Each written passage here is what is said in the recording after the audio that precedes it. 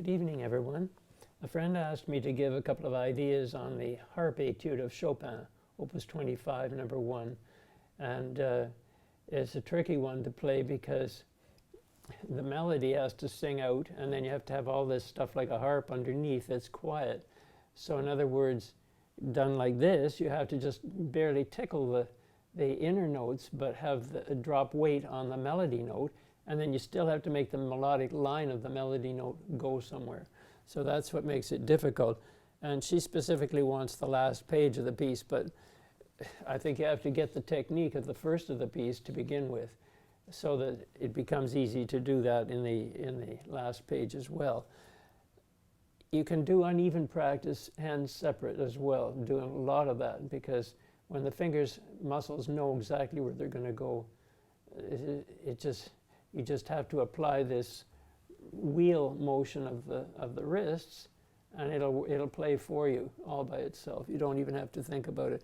Normally you think of leaving your elbows at your side, and they are at your side, and your shoulders are dropped, but your elbows have to be able to, in a sense, make a circle like that at the same time as the wrists are making these circular motions like that. You see, up, around, down, up, around, down, and that. So I'll show you just at the start of it. It's basically like this. So that first quarter note, you can think of 6/16 on it. 1, 2, 3, 4, 5, 6. 1, 2, 3, 4, 5, 6. 1, 2, 3, 4, 5, 6.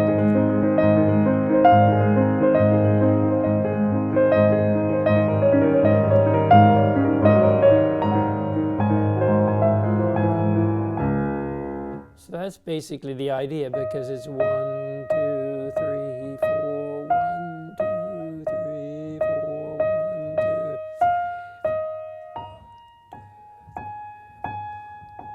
And Chopin even puts a large note for the second beat, like 1, and then a large one on for the second, and then quieter, smaller notes written. Actually, the diameter of the circle is smaller.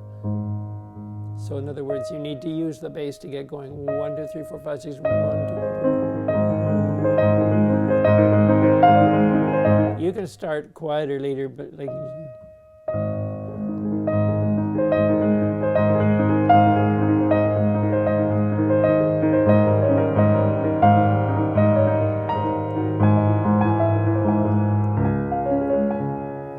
It's a fun piece to play. And when you get into this, well, there's 2 against 3 as well, twice in each quarter for part of it. When it's, I'm just trying to see where that is. Oh yeah, those things. When it goes, it's a nice cup of tea, nice cup of tea, nice cup. And it combines, it'll have this one. Nice, nice cup of tea, and then together. So there's all kinds of little intricacies in it. So when it comes up to approaching the end of the piece, it's because this has come up to this.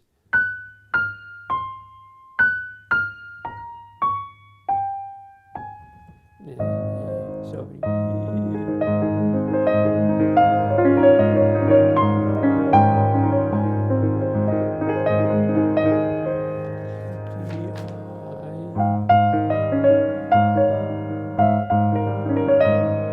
Drop weight on it.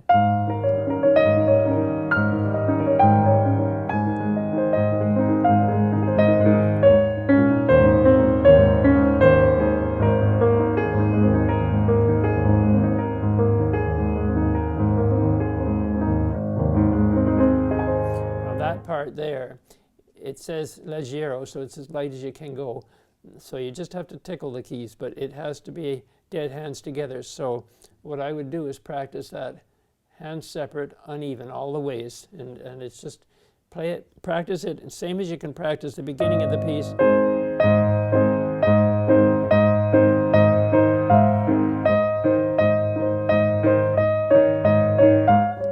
You practice it solid like that. You can practice this. So if you can think